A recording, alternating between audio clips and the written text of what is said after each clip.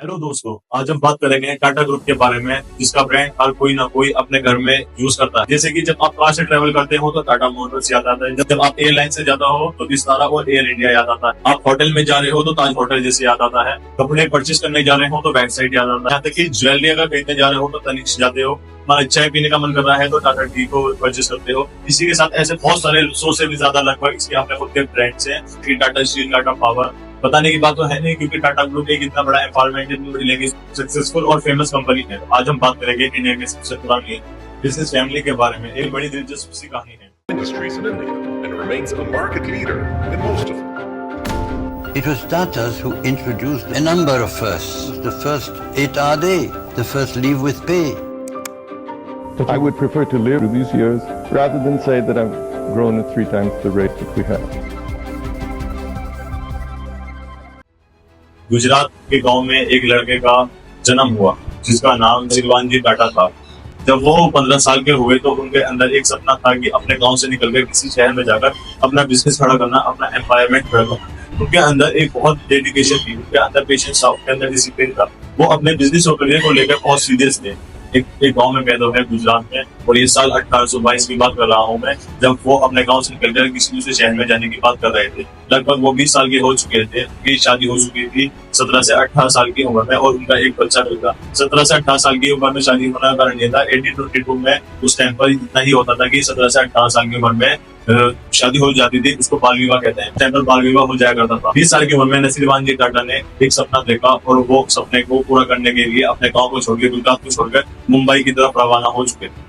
और वो with family के साथ अपने बीवी बच्चों को लेकर मुंबई शिफ्ट हो चुके थे। उनका एक सपना था अपना एक बिजनेस खड़ा करना, और इसी के साथ ये अपना नया बिजनेस शुरू करते हैं। वो अपने कॉटन ट्रेड में भी सोचते हैं। वहाँ पे सबसे ज्यादा बिजनेस चल रहा था कॉटन ट्रेड का। उन्होंने जाकर अपना कॉटन ट्रेड का बिजनेस स्टार्ट किया, लेकिन कॉटन ट्रेड से हटकर अब इन्हें कॉटन प्रोडक्शन में जाना था। उनको अपना कॉटन एक्सपोर्ट का बिजनेस स्टार्ट करना था, और इसी के चलते ये अपने बेटे को अच्छी शिक्षा देना चाहते थे। इसी के कारण उन्होंने अपने बेटे को अच्छे से खूब पढ़ाया, और खूब पढ़ाने के बाद 17 से 18 साल की उम्र में ही उनकी शादी कर दी गई।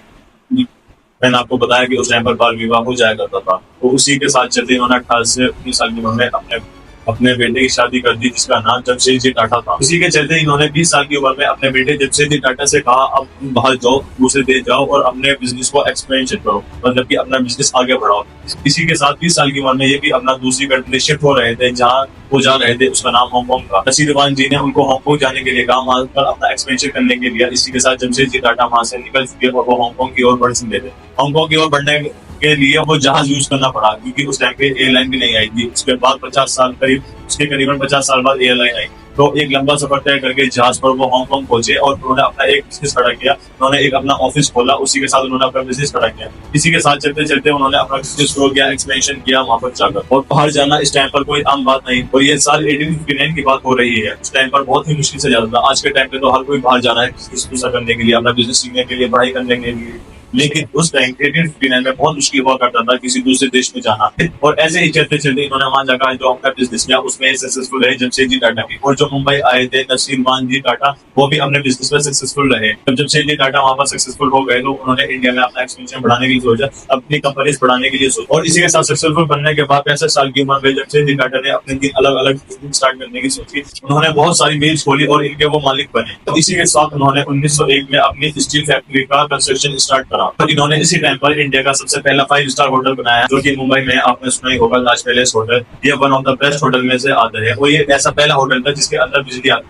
और इसी के साथ चलते साल 1904 में जमशेद जी टाटा का देहांत हो गया। उन्होंने अपने पीछे एक ऐसा एम्पावर एंड ऐसी लेगेसी खड़ी कर चुकी थी, जो कि उस टाइम पर बीट करना नामुमकिन था, बहुत ही ज्यादा मुश्किल था।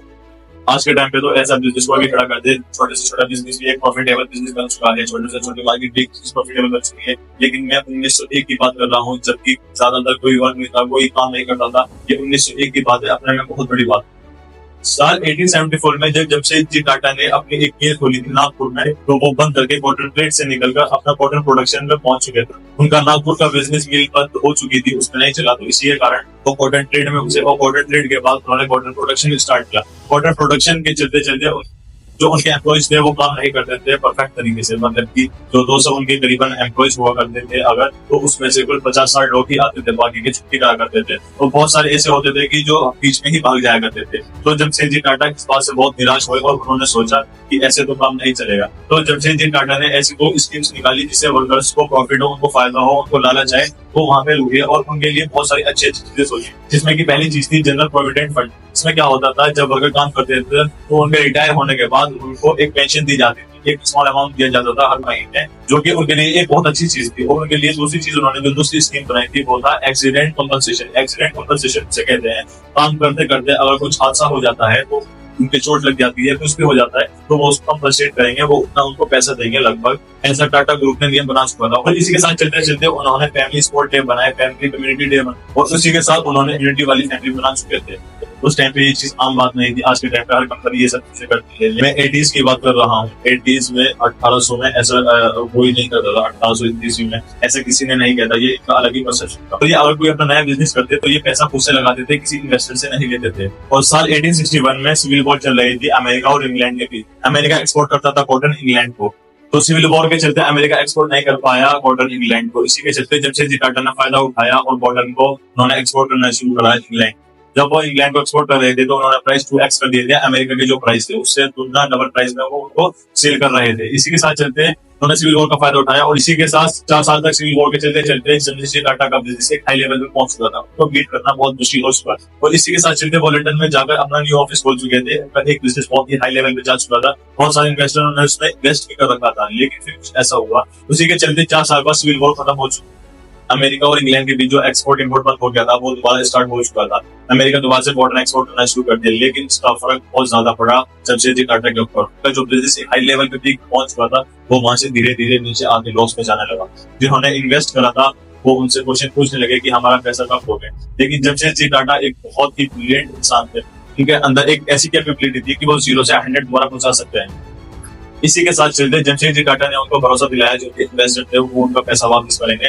तो इन्वेस्टर ने एक शर्त रखी कि आप $20 सैलरी लोगे सिर्फ, मतलब कि वो खुद बिजनेस के ऑनर हो गए, अपनी कंपनी के मालिक हो गए, सिर्फ सैलरी बेस पर काम करेंगे। लेकिन जमशेदजी टाटा इस बात से राजी थे क्योंकि उनको पता था आज नहीं कल सक्सेसफुल बन ही जाऊंगा दोबारा से। तो इसी के चलते फिर वो दोबारा सक्सेसफुल हुए। और इसी चीज से पता चलता है कि वो कितने डेडिकेटेड। सक्सेसफुल होने के बाद जमशेदजी के सपने थे हाइड्रोलिक प्लांट खोलना, इंडिया के अंदर एजुकेशन इंस्टीट्यूट खोलना, ऐसे बहुत सारे सपने।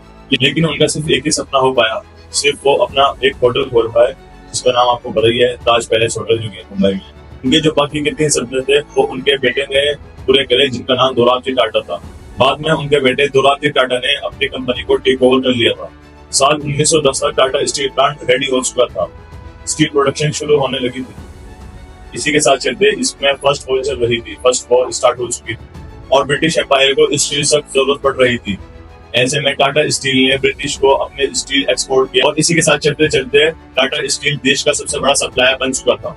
स्टील का इस्तेमाल ब्रिटिश को टैंक बनाने में लगता था, उनके हथियार बनाने में लगता था और ब्रिटिश को उनकी स्टील की क्वालिटी बहुत ज्यादा पसंद आई। इसी के कारण ग्रेट ब्रिटेन में टाटा स्टील की एक बहुत अच्छी रेपुटेशन बन चुकी थी। साल 1940 में एक टाटा ग्रुप बहुत ही बड़ा बन चुका था, लगभग 14 कंपनीज वो खोल चुके थे। दोराबजी टाटा ने 1938 तक अपनी कंपनी संभाली। उसके बाद उनके दूर के कजन, जिनका नाम जहांगीर रतन टाटा था, उन्होंने कंपनी टेक ओवर करी और इनको जेआरटी टाटा के नाम से भी बुलाया जाता है। जेआरटी टाटा ने ग्रुप अप किया था, वो एक फ्रांस में पायलट थे, उनका पैशन था फ्लाइंग करना, वो फ्रांस में अपना एरोप्लेन उड़ाते थे, वो एक पायलट थे, इनका ये अपना खुद एक पैशन था। इसी के साथ चलते चलते बाद में आगे जाकर उन्होंने टाटा एयरलाइन भी बनाई और ये सारी बातें प्री इंडिपेंडेंस की चल रही है, मतलब कि आजादी से पहले की चल रही है। साल 1947 में हमको आजादी मिली। जवाहरलाल नेहरू ने फैसला किया कि सारे इंडस्ट्रीज, सारे बिजनेस उन्हें नेशनलाइज किया जाएगा और सरकार उनको हैंडल करेगी। जेआरटी टाटा को ऑफर किया, जवाहरलाल नेहरू ने एयर इंडिया को लीड करें और उन्होंने एक्सेप्ट कर लिया। साल 1970 से 80 तक इंडिया का मोस्ट प्रेस्टिजियस एयरलाइन माना जाता है। इसी के साथ उन्होंने अपना बिजनेस एक्सपेंशन किया आगे जाकर। साल 1945 में उन्होंने मॉडल इंजन बनाया पटरी पर चलने वाला और इसी के साथ साल 1968 में टाटा कंसल्टेंसी सर्विस बनाई, जिसको इलेक्ट्रॉनिक डाटा ट्रांसफर भी बोलते हैं। आज के दिन इंडिया का सेकंड लार्जेस्ट एम्प्लॉय सीएस और बहुत सारे कंपनीज हैं। जेआरटी टाटा 52 इयर्स तक टाटा ग्रुप के चेयरमैन रहे और इसी के साथ टाटा ग्रुप में इस वक्त तक 95 कंपनीज हो चुकी थी। साल 1969 में मोनोपोली के कारण बिजनेस लॉस में गया और जो उनका एक कंपनी थी नेल्को जो रेडियो बनाती थी वो लॉस में जाने लगी मोनोपोली के कारण। उसमें क्या था जो उनके टाटा ग्रुप के उनको छोड़ के वो टेक ओवर कर रही थी गवर्नमेंट। इसी के कारण 20% का उनका शेयर घट के 2% पे हो गया नेल्को का और 1971 तक इसका शेयर 2% हो गया था। और इसके बाद अगर हम नेल्को की बात करें, जमशेदजी टाटा के ग्रैंडसन यानी कि उनके पोते को बुलाया गया नेल्को का शेयर बढ़ाने के लिए और ये इंसान और कोई नहीं हमारे रतन टाटा जी थे। वैसे तो रतन टाटा जी 1962 में अपनी कंपनी के लिए काम करने लगे थे, लेकिन इनको 1971 में असाइनमेंट दिया गया और इसी के साथ चलते उन्होंने उसको एनालाइज किया और नेल्को में ना इन्वेस्ट करके हम अपनी सैटेलाइट में इन्वेस्ट करें और इसी के साथ उन्होंने सैटेलाइट में इन्वेस्ट किया और वो शेयर 2% से वापिस कुछ सालों में 20% तक हो गया और साल 1975 तक जो शेयर 2% था वो 20% तक वापिस अपना नेल्को का शेयर आ गया। वो वापिस बढ़ चुका था 1975 तक, लेकिन इसी के चलते नेल्को आगे जाकर फिर लॉस में जाने लगा और वो कंपनी शट डाउन हो गई किसी चीज के कारण। इसी के साथ टाटा की एक मिल भी थी वो भी आगे जाकर शट डाउन हो चुकी थी किसी चीज के कारण। उस टाइम बहुत ज्यादा सोच लग रहा था, उन्होंने बहुत एक हाई लेवल पे पहुंचाया, लेकिन वहां जाकर भी वो टाटा मिल वापस लॉस में जा चुकी थी। इसी के साथ रतन टाटा को लगन से काम करता देख 1991 में रतन टाटा को टाटा ग्रुप ऑफ चेयरमैन बना दिया गया।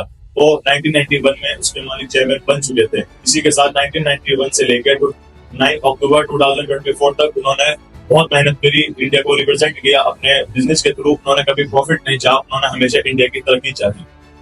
रतन टाटा एक प्योर सॉफ्ट दिल के इंसान थे जो चाहते थे जो प्रॉफिट ना सोचकर अपना इंडिया को आगे देश को आगे लेकर चलना चाहते थे। इसी के साथ उन्होंने बहुत सारी कंपनीज खोली, 100 से भी ज्यादा आज के टाइम में टाटा ग्रुप की कंपनीज है, लेकिन 9 अक्टूबर 2024 को उनका देहांत हो गया। उन्होंने 102 बिलियन चैरिटी करी थी और ये एक बहुत ही बिग अमाउंट है। और इसी के साथ रतन टाटा जी ने एक अपनी सक्सेसफुल लाइफ जी और एक अच्छा करियर चुना और अपने इंडिया को आगे लेकर गए। So thank you so much for watching my video. So please अगर आपको कोई लाइन अच्छी लगी हो तो वो कमेंट करके बताएं और कमेंट करें कि मैं नेक्स्ट वीडियो किस टॉपिक पर बनाऊं। Thank you so much. My name is Arif Siddiqui.